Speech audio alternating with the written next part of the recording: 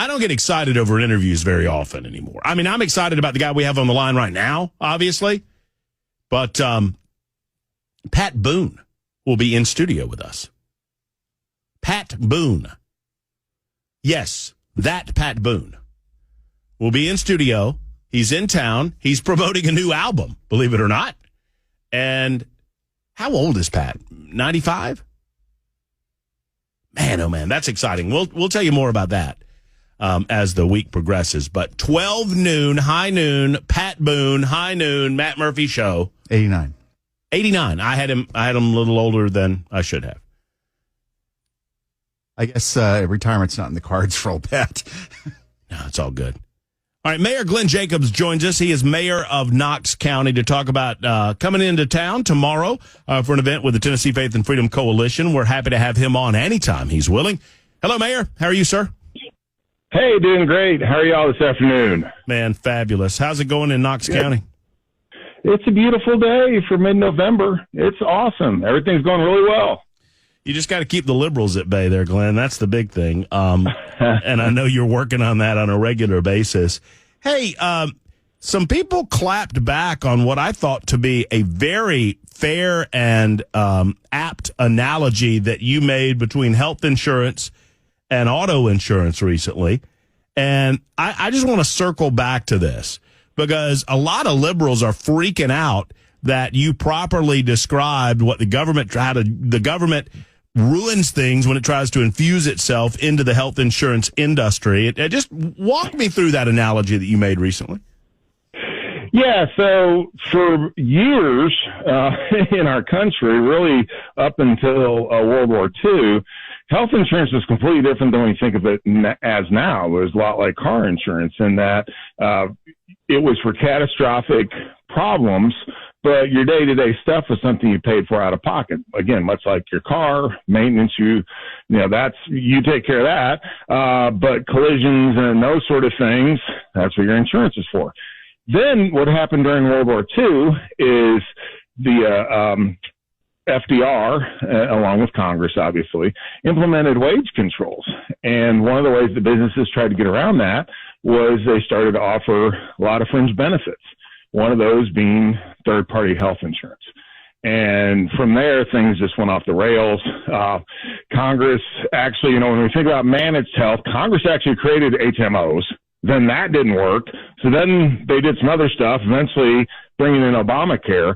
But all of these things have had a detrimental impact on our healthcare system. And one of the biggest issues is the fact that people are no longer responsible really for kind of taking care of themselves, or at least looking at their healthcare issues, and trying to figure out, trying to make the expenses manageable because they're not paying for the insurance anymore. They're not paying for the care anymore themselves. It's offloaded in a third party, not only private insurance companies, but the government through programs like Medicare and Medicaid.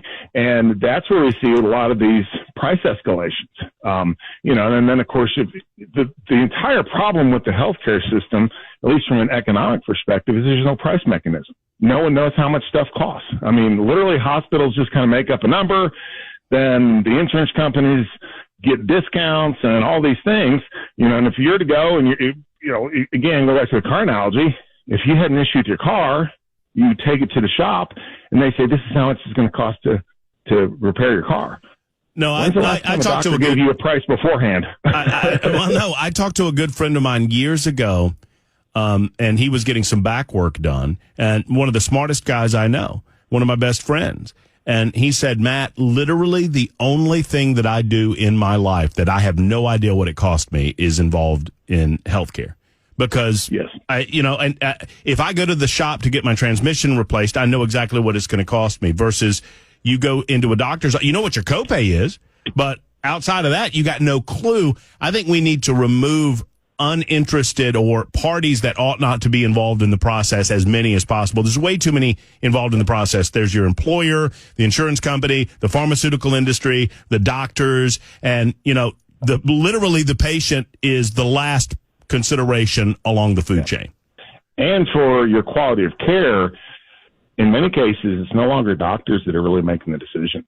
It's the insurance companies that are saying that this is the protocol for whatever. And that makes me incredibly uncomfortable because the doctors are the people that are actually seeing the patients and should be making, advising patients on the best decisions. It shouldn't be some bureaucrat with some insurance agency or the government making those decisions for people. Mayor Glenn Jacobs is with us. He is Knox County Mayor. He will be in town tomorrow from 5:30 to 7:30 with the Tennessee Faith and Freedom Coalition at the Corner Pub in Cool Springs for one of their monthly events. It's a great program. You need to go out and see it. I've had the honor of being there. I was kind of the warm-up act for Mayor Jacobs, who will no doubt fill the room tomorrow night, so get there early. I did not know something about you, Mayor, and I learned it in anticipation of our interview today. And considering that yesterday was Veterans Day, I did not know that you came from a military family. And I'm curious how that informed your adult life, how that helped formulate where you are from your position as Knox County Mayor versus your views on the United States military and beyond. Yeah, my dad was in the military when I was born. I was actually born at Torrejon Air Base in Madrid, Spain. So I was kind of born into the Air Force, if you will. But he spent 21 years in the military. He was 10 years in the Navy. He was in the Korean War on the USS Antietam aircraft carrier, then switched services to the Air Force. He was in Vietnam. Now, he did retire when I was 4 years old. So I didn't travel around like my siblings did. I think they went to like 6 different elementary schools or something like that. But the most incredible thing about my father is he just really doesn't talk about any of his service, a little bit. But when I was a little kid, I'll never forget going through my parents' nightstand, which I wasn't supposed to be doing, obviously.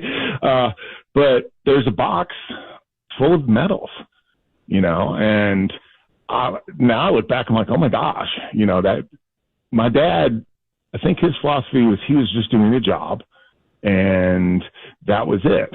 And so many of our service members, that's what they're doing, and we make a point of saying thank you for your service and recognizing them, especially on days like Veterans Day. But to them, what they're doing is an extraordinary job, but it's still just their job. And, again, that's very humbling to think that people would put their lives on the line for our liberties and our freedom. And the military think it's no big deal. That's just something that they do. And I think that's something even me, but most people can't relate to that attitude. Well, I mean, it's well spoken. I mean, and we did a bunch of this Friday, and I just want to remind people how much we think of, obviously, the military folks that give us the freedom and liberty to be able to have discussions like this one, Glenn. I mean, obviously, everything that we enjoy from a liberty and freedom standpoint in the United States of America has sacrifice attached to it through our United States military. Are you concerned with the current commander in chief? I imagine I know the answer to this question, but so I laugh as I ask it. But I mean, right now, I don't think our military really knows what we're doing. What are we doing with regard to the Ukraine conflict? What are we doing regarding our support of the nation of Israel, if anything? What should we be doing? There's a lot of mixed messages coming out of the White House from the commander in chief. Would you not agree? Yeah, well, there's always mixed messages most of the time because he's mumbling and we can't understand him. But this is a very scary time. When you think about Donald Trump being in office, the world is at peace, at least as peaceful as the world ever is. And he achieved that literally through mean tweets, diplomacy, negotiation, controlled unpredictability, calculated unpredictability. And what I mean by that was I heard him say one day that, Ukraine would have never happened if he'd been president, because he told Putin, he's like, if you invade Ukraine, I'm going to bomb Moscow. Now, he's like, would I have done that? I don't know, but neither did Putin. Just stuff like that, projecting strength, instead of what we have now is just frailty and weakness. You look at what's happened in the Middle East, no one's afraid of us, and economically, why should they be? I mean, you think about China, you think about Russia. Our economy is so weak. We're in so much debt, just all the problems that we have domestically. What are we going to do around the world? We have enough trouble here at home. And, you think about it, and, when Trump was running for president, oh my gosh, he's going to lead us into World War III. He's the first president in forever that didn't start a new war. Yep. He literally kept the world at peace. The Abraham Accords, Donald Trump, now the Middle East is on fire. And so much of it is because of the posture that you take. And when you project weakness, bad actors around the world are going to take advantage of that. When you project strength, that buttresses everybody around the world. And literally, we're seeing a case study of it right now unfold before our very eyes. Mayor Glenn Jacobs is with us for a few more moments. He is in town tomorrow, the Tennessee Faith and Freedom Coalition holding their monthly chapter meeting at Corner Pub, Cool Springs, starting at 5:30. I would encourage you to get there early because anytime Glenn Jacobs speaks, a lot of folks gather.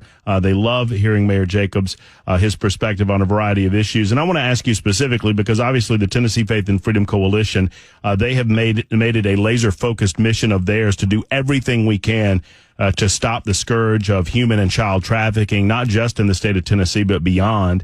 That effort more difficult than ever considering what's going on the southern border. I imagine that this will be a portion of your talk. What are you seeing across the state of Tennessee? Is this a real problem in the state, in your estimation, based on your experience? Oh, yeah, it's a real problem, and it's everywhere.